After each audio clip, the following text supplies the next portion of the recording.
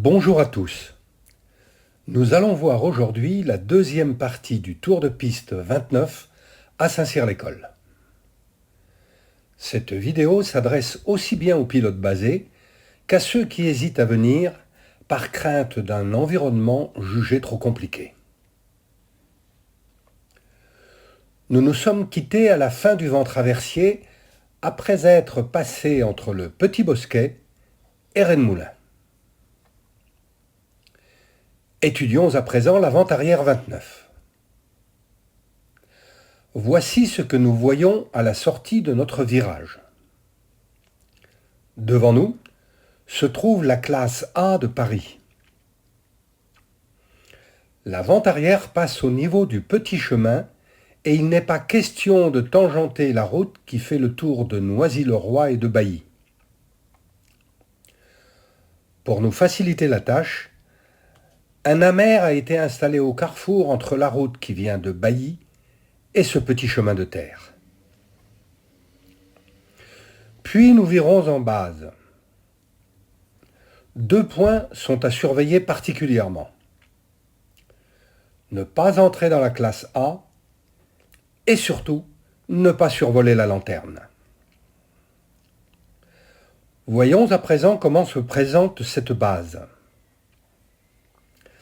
Pour éviter de rentrer dans la classe A et de survoler la lanterne, il est essentiel de viser le tiers ouest de la goutte du Grand Canal. C'est au moment où on la survole que l'on s'annonce en mi-base lorsque le contrôleur nous a demandé de le faire. Nous voici à proximité de la goutte du Grand Canal.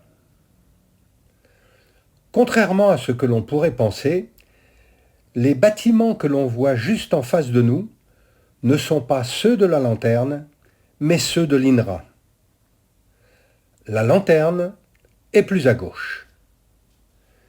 Il est essentiel de passer sur le tiers ouest de la goutte, de façon à ce que même si nous étions amenés à overshooter la piste, il nous serait impossible de survoler la lanterne.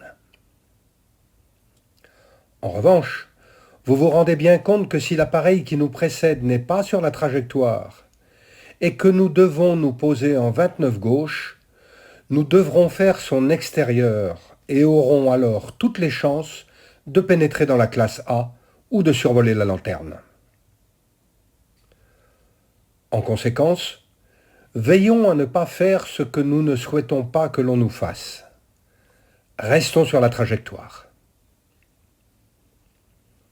Puis nous passons en finale. De même, lorsque nous nous posons en 29 droite, veillons bien à ne pas overshooter notre dernier virage. Car si un appareil s'est vu affecter la 29 gauche, nous allons forcément le pousser vers l'extérieur. Nous n'avons plus qu'à réussir notre atterrissage, sans oublier qu'un vol ne se termine qu'au parking, à l'arrêt du moteur. J'espère que ces 2 vidéos vous ont été utiles, soit pour réviser ce que vous savez déjà, soit pour découvrir quelques subtilités du Tour de piste de Saint-Cyr. Dans la prochaine, nous étudierons la sortie nord et les précautions à prendre pour éviter de pénétrer dans la RMZ de Chavenay ou la TMA de Pontoise. Je vous remercie de m'avoir écouté et vous dis à très bientôt.